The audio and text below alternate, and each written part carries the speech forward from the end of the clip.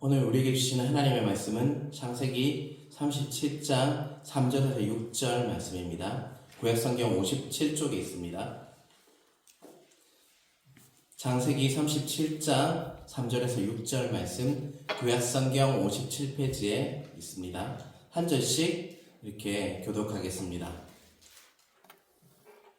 요셉은 노년에 얻은 아들이므로 이스라엘이 여러 아들들보다 그를 더 사랑함으로 그를 위하여 채색옷을 지었더니 그의 형들이 아버지가 형들보다 그를 더 사랑함을 보고 그를 미워하여 그에게 단단하게 말할 수 없었더라.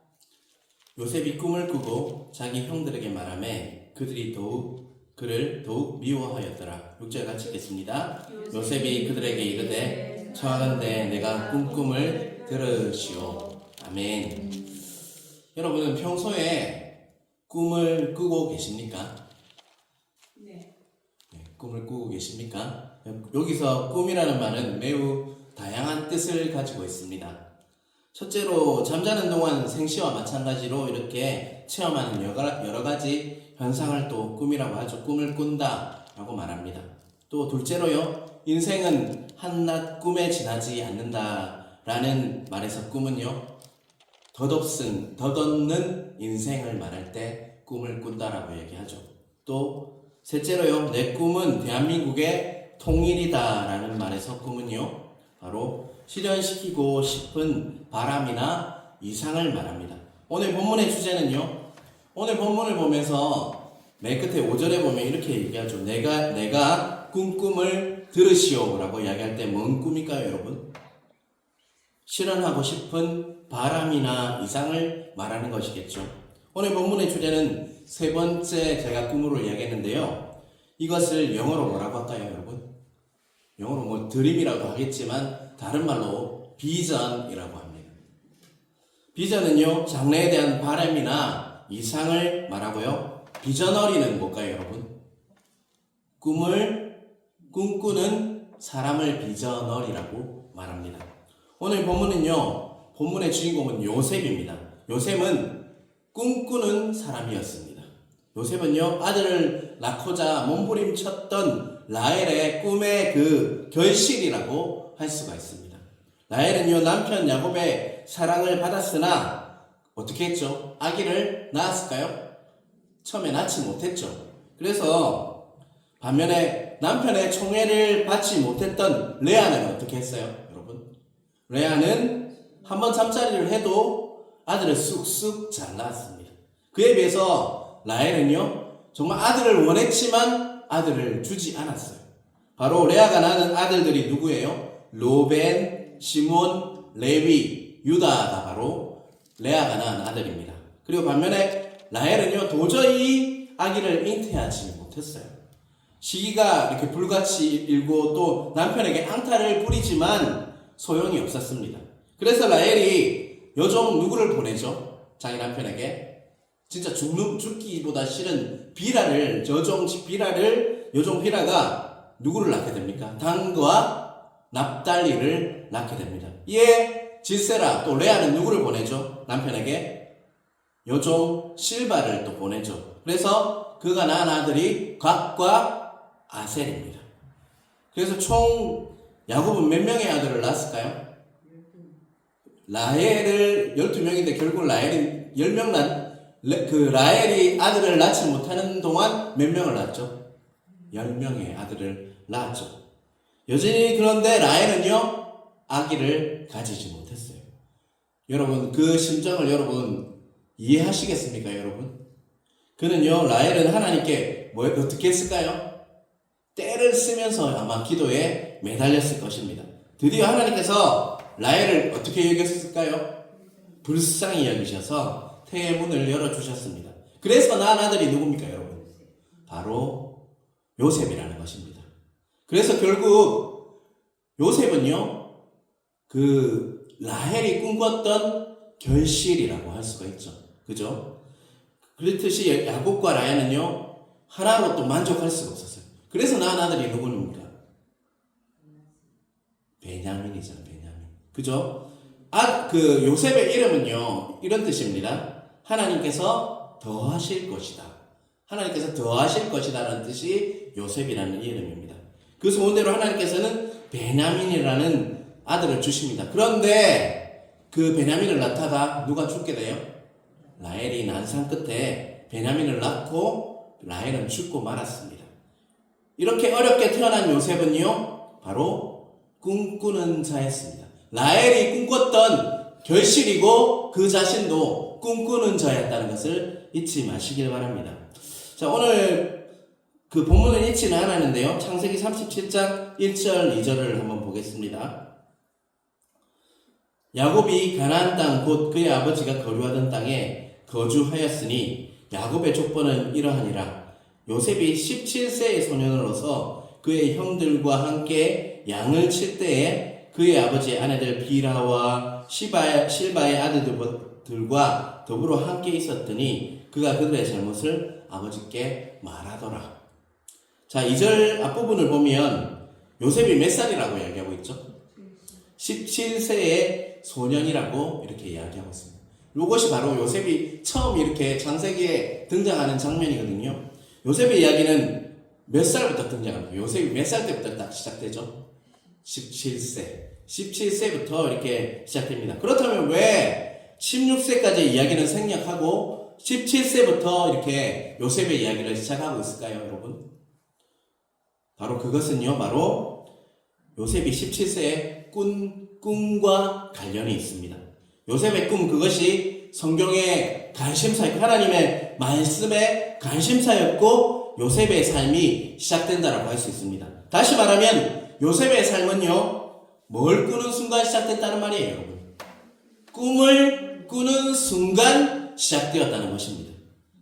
이와 같이 우리의 인생도 마찬가지입니다. 인생은요, 꿈으로부터 시작된다고 할 수 있습니다. 여러분, 꿈이 없다면요, 나이가 많아도요, 아직 시작된 인생이 아니고요, 또한 살아도 죽은 인생이라고 말할 수도 있습니다. 우리 모두는 꿈을 가지고 살아야 한다는 것입니다. 꿈을 가질 때 비로소 인생이 아름다워질 수 있다는 것을 깨달으시길 바랍니다. 그러므로 결코 나이가 중요하지 않습니다. 창창한 10대, 20대라도요, 꿈이 없으면요, 여러분, 청춘이 아니고 노인입니다, 여러분. 반대로 인생을 많이 사신 어르신이라도 꿈이 있다면 뭐가 있을까요? 정말 빛나는 인생이라고 할 수 있습니다. 사랑하는 성도 여러분, 여러분은 꿈을 가지고 계십니까, 여러분? 아멘이십니까? 아직 없습니까, 여러분? 꿈은요, 희망이요, 미래입니다. 요즘 뉴스를 보면요, 자살하는 사람들이 참 많이 등장해요. 연탄가스를 차에 넣고 죽은 사람, 자신의 삶이 비관되어서 죽은 연예인, 정말 자신의 빛을 감당하지 못해서 가족들 모두가 죽은 그 안타까운 소식이 많이 우리는 뉴스를 통해서 접하고 있죠. 여러분, 얼마 전에도 그런 일들이 계속적으로 일어나고 있어요, 여러분. 그들은 왜 이렇게 생을 마감하는 걸까요, 여러분? 그들은, 그렇죠. 그들의 꿈을 뭐 했기 때문일까요? 잃어버렸기 때문에 그들은요, 꿈을 잃은 사람들은 스스로 죽음을 선택하게 된다는 것입니다. 왜냐하면요, 꿈이 없는 사람은 뭐가 없는 거예요?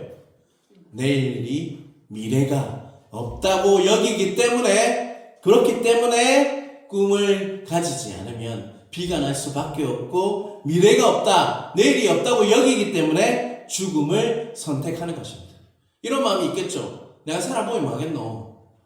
꿈도 없고 미래도 없고 장래도 없는 거예요. 그러니까 생을 마감하는 것입니다. 사랑하는 성도 여러분, 여러분 나이와 상관없이 꿈을 진정으로 가지고 있습니까, 여러분?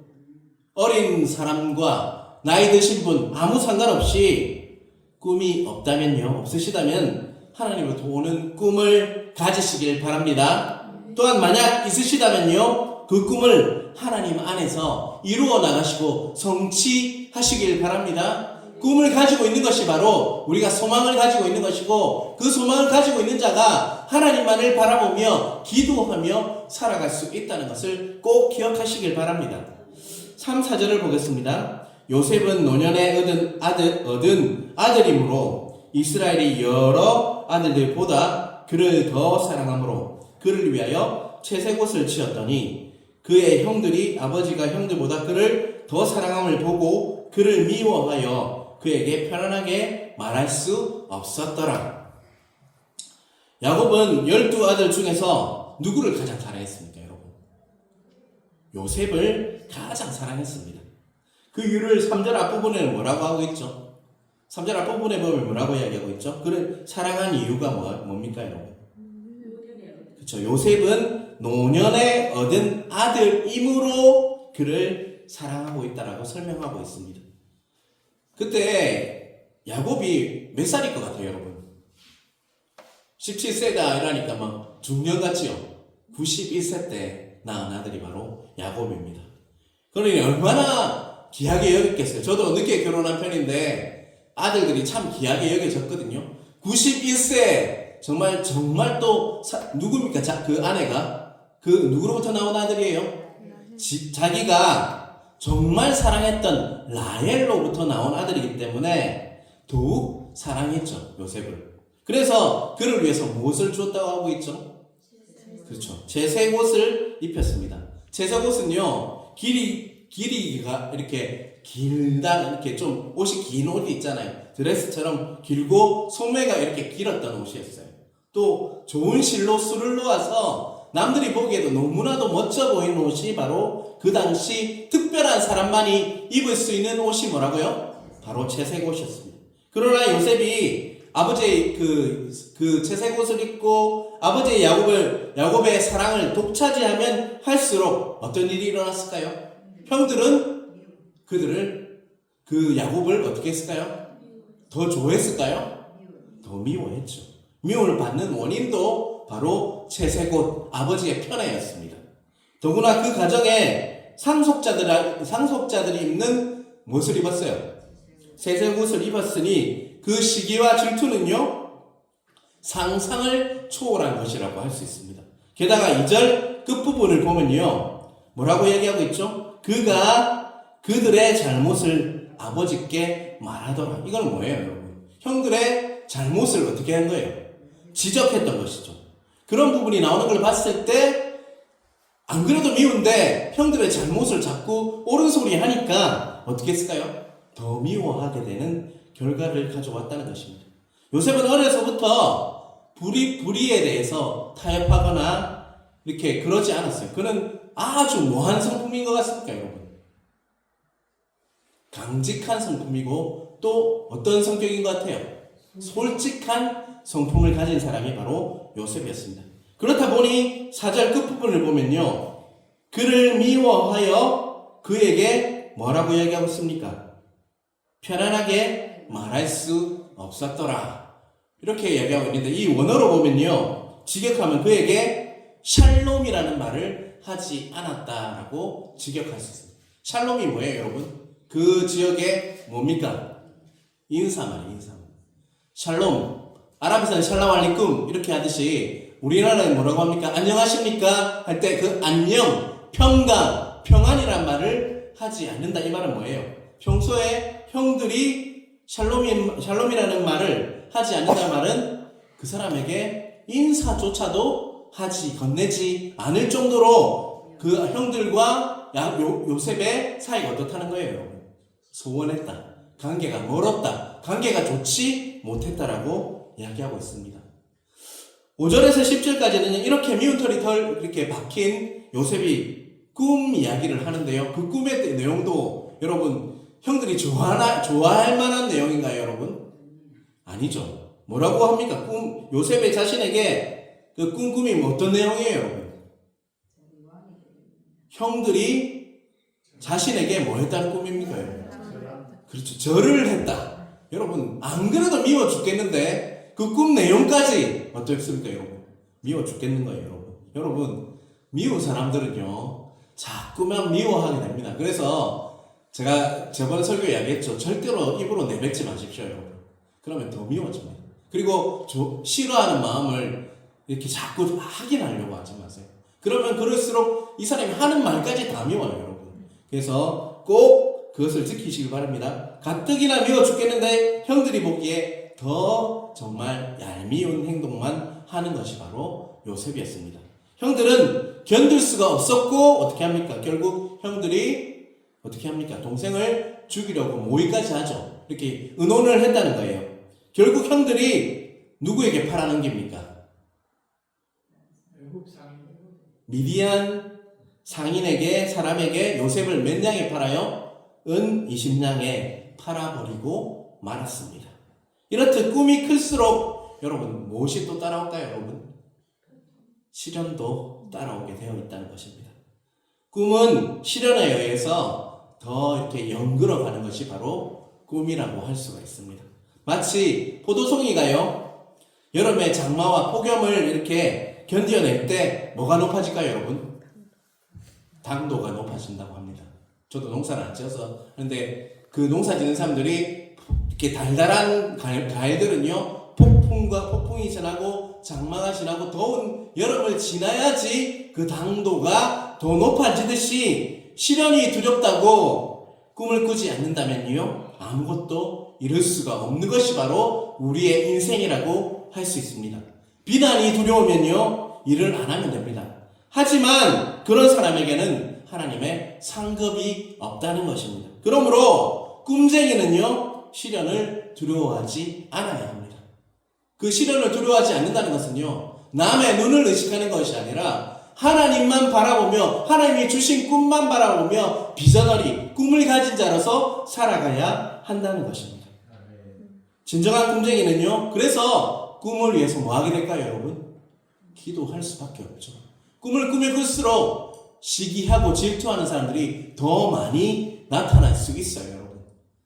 여러분, 우리 인생은요, 하나님이 주신 꿈이 있기 때문에 어찌 보면 더 당금질하고 그 꿈을 이루어 가기 위해서 또 많은 사람들을 붙여주셔서 또 그 사람으로 인해서 시련을 겪게 하시고 정말 당도가 높은 가일이 될 수 있도록 우리를 정말 연글게 하나님께서 훈련시키는 가정이라고 할 수 있습니다.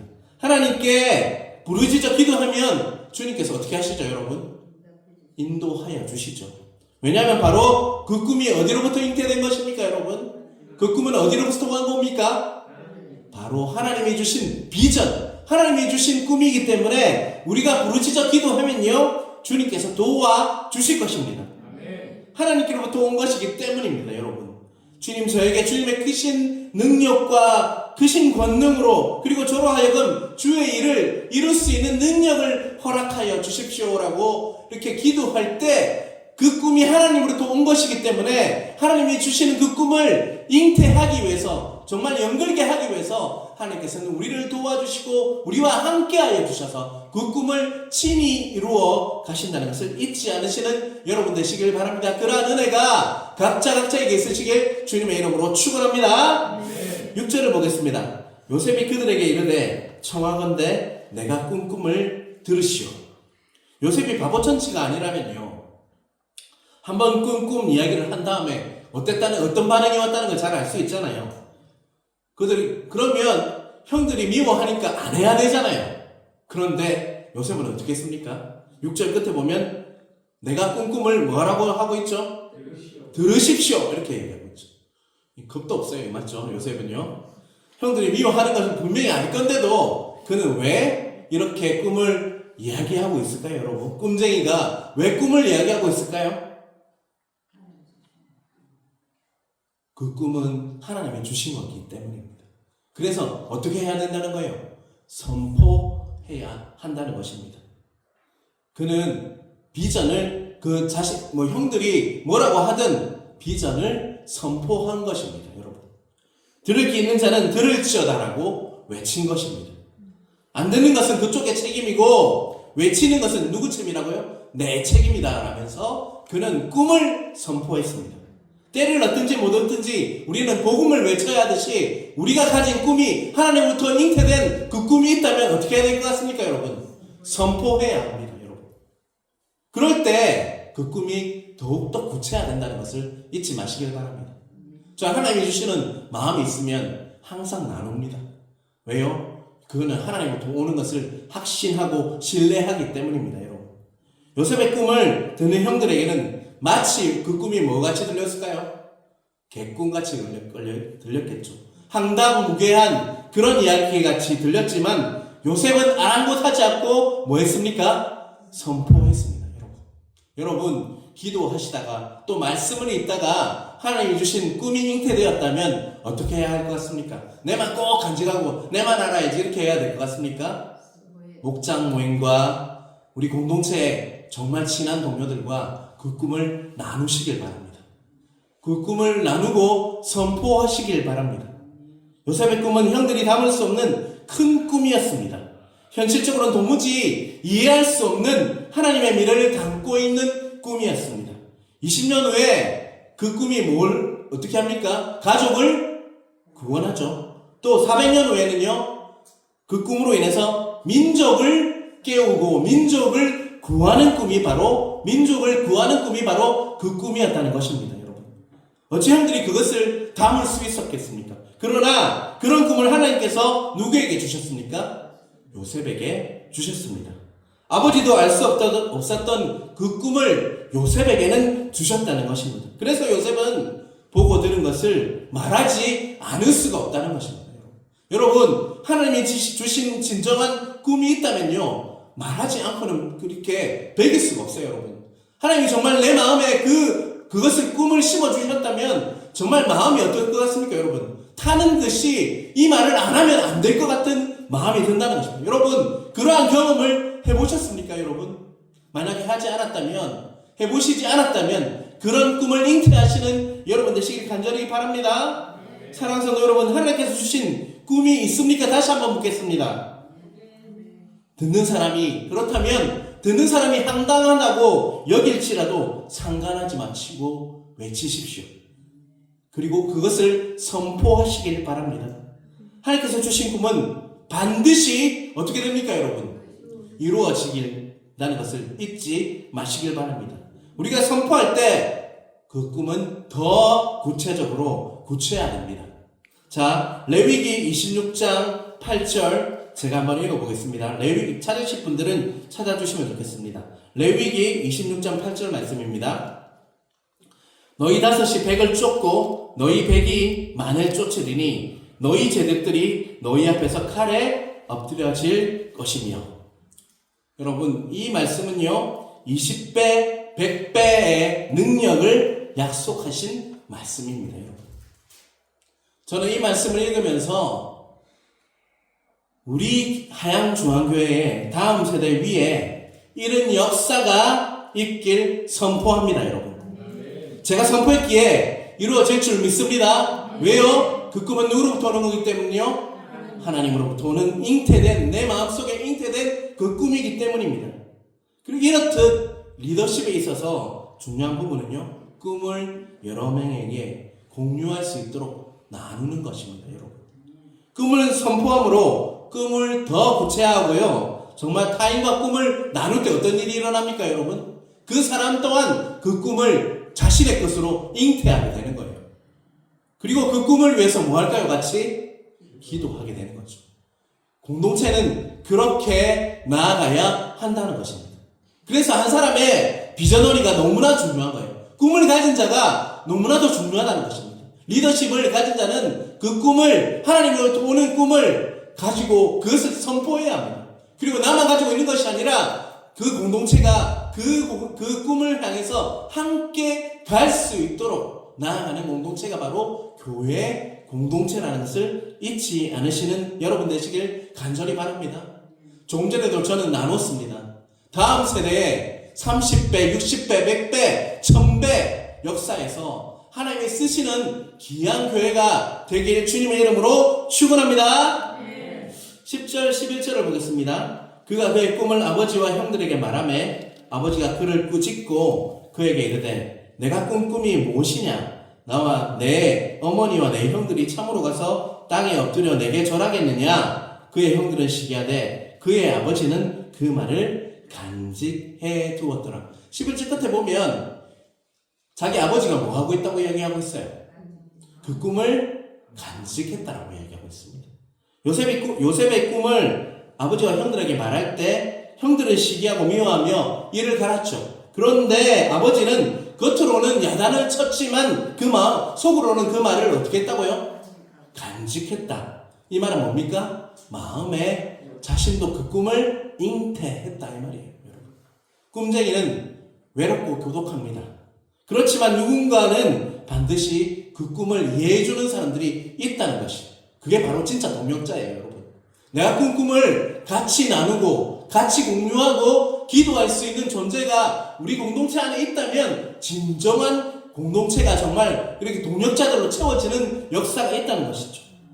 때로는요, 포기하고 싶고 이렇게 그냥 머물러 있고 싶어요. 안주하고 싶어요. 그냥 그러면 어떻습니까 여러분? 편안합니다 여러분.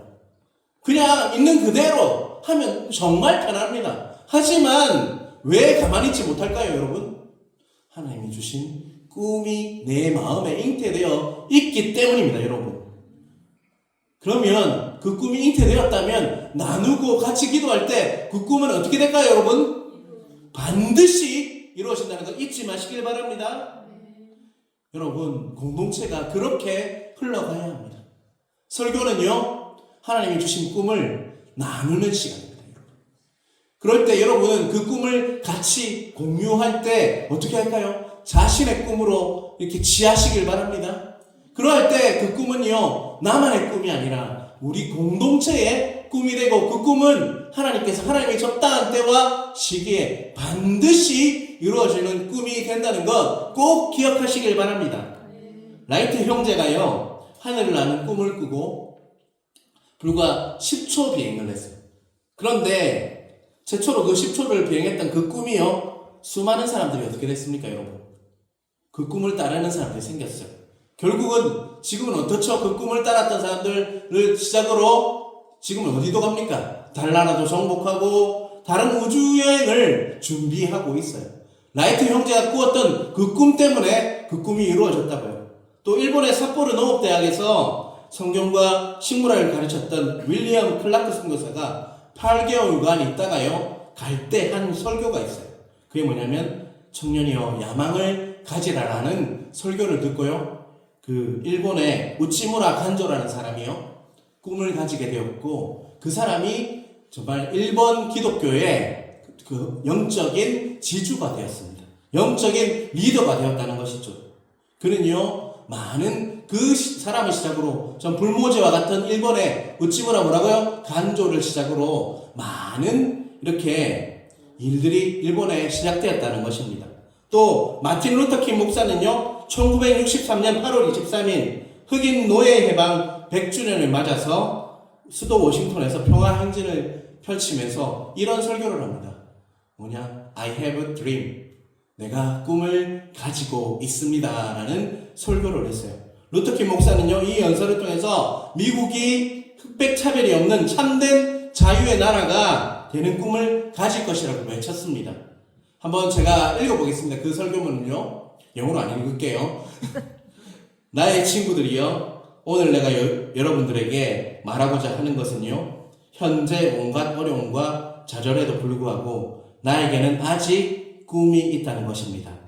나는 장차 조지아의 붉은 언덕들 위에서 과거의 노예들의 아들들과 과거의 노예 소유자의 아들들이 형제의 식탁에 마주 앉을 수 있는 날이 있으리라 꿈을 갖고 있습니다. 나는 장차 불의와 압제의 열기로 끓고 있는 항무지인 미시시피 주까지도 자유와 정의의 오아시스로 변할 날이 있으리라 꿈을 가지고 있습니다.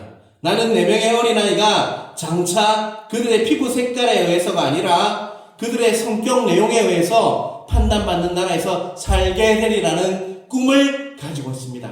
나는 장차 모든 골짜기가 높아지고 모든 언덕과 산이 낮아지며 울퉁불퉁한 곳들이 평평해지고 삐뚤어진 곳들이 반듯해지며 여호와의 영광이 드러나고 모든 사람이 그것을 함께 볼 날이 있으리라는 꿈을 가지고 있습니다. 이것이 우리의 소망입니다. 여러분, 마틴 루터 킹 목사님이 했던 그 설교가 지금 어떻게 되어 있습니까, 여러분? 자신이 꿈을 가지고 있었기 때문에, 잉태하고 있었기 때문에 그것을 선포했을 때 많은 사람들의 꿈이 되었고, 미 합중국이 온전히 이렇게 차별의 나라가 아니라 겉으로는 차별을 할 수 없는 미국이 되어 있다는 것이 실상으로 지금도 차별이 있긴 있습니다. 하지만 겉으로는 어떻습니까? 흑인을 차별할 수 없는 나라의 대표적인 나라가 되었다는 것입니다. 그 꿈이 이루어진 이유가 뭡니까? 마틴 루터 킹 목사님께서 하나님으로부터 오는 뭘 가지고 있었기 때문입니까, 여러분? 꿈을 가지고 있었기 때문이었습니다. 올바른 꿈은요, 반드시 따르는 사람들이 생기게 마련입니다. 왜냐하면 그 꿈은 누구로부터 온 것입니까? 바로 하나님으로부터 온 꿈이기 때문입니다.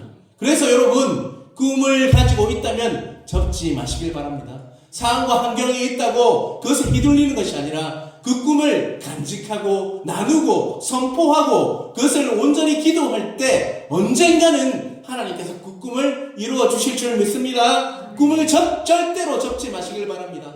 하나님이 주신 꿈이 있다면 그것을 간직하고 기도하시는 여러분 되시길 주님의 이름으로 축원합니다. 사도행전 2장 17절 신약성경 189쪽을 한번 같이 한번 찾아볼까요? 사도행전 2장 17절 말씀입니다. 신약성경 189쪽에 있습니다. 우리 같이 한번 큰 목소리로 읽어볼까요? 하나님이 말씀하시기를 말세에 내가 내 영을 모든 육체에 부어 주리니 너희의 자녀들은 예언할 것이요 너희의 젊은이들은 환상을 보고 너희의 늙은이들은 꿈을 꾸리라. 아멘. 하나님께서 우리에게 성령을 부어주시면요, 자녀들이 예언하고 젊은이들이 뭐 한다고요? 환상을 보고 노인들이 꿈을 꾸는 비전 공동체가 이루어질 것이다 라고 약속하고 계십니다. 꿈은 환경을 극복하고 새로운 세계로 우리를 인도하는 그 뭔가가 있다는 것이죠. 우리 모두 뭐가 되어야 할까요? 꿈꾸는 자, 꿈쟁이가 되어야 할 것입니다. 요셉과 같이 꿈꾸는 자가 되시길 주님의 이름으로 축원합니다. 비난과 시기와 미움과 같은 시련을 극복하고 꿈을 선포하며 우리는 나아가는 공동체가 되길 간절히 기도합니다. 작은 불꽃 하나가 큰 불을 일으키고 냇물이 흘러 강물이 되고 또 그 강물이 흘러서 무엇이 됩니까, 여러분? 바다를 이루게 될 것입니다. 우리 모두 꿈의 힘을 믿고 힘차게 전진하여서 우리 하양중앙교회가 꿈을 이루어가는 꿈꾸는 자리 되는 은혜가 있으시길 주님의 이름으로 축원합니다. 우리 찬송가 438장 오늘 들으신 말씀을 기억하면서요, 또 우리의 꿈은 또 정말 큰 꿈이 하나 있어요. 다 뭡니까? 뭘 바라보는 겁니까? 천국을 바라보는 꿈입니다, 여러분. 여러분, 지금 당장 돌아가셔도 천국 가십니까? 왜요? 하나님 믿기 때문에. 예수님 믿는 믿음 때문에 우리는 천국 갑니다. 그 믿는 믿음은 또 뭡니까, 여러분? 예수님께서 나를 위해서 십자가에 돌아가시고 3일 만에 부활하시고 또 뭡니까, 여러분? 40일 동안 제자들과 거닐다가 하나님 우편에 앉으셔서 다시 오실 그 주님을 뭐하기 때문에요?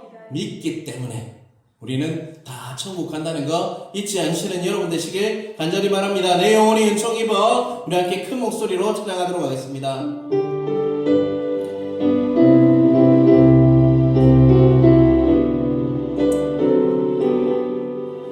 내 영혼이 은총 입어 중한 돼지 벗고 보니 슬픔 많은 이 세상도 천국으로 화하도다. 할렐루야 찬양할세. 내 모든 죄 사함받고 주 예수와 동행하니 그 어디나 하늘나라 주의 얼굴 뵙기 전에 멀리 뵈던 하늘나라 내 맘속에 이루어지니 날로 날로 가깝도다. 할렐루야 찬양하세.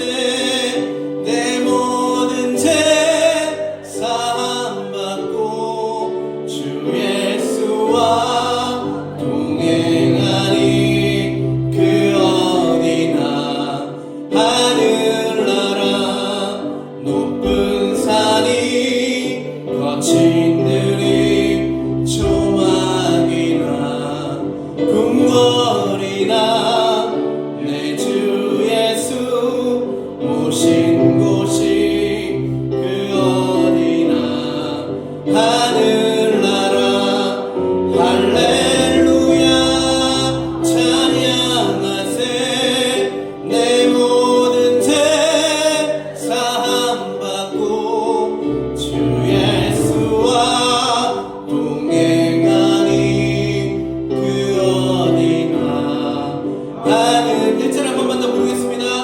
내 영혼이 은총 입어 중한 죄지 없고 보니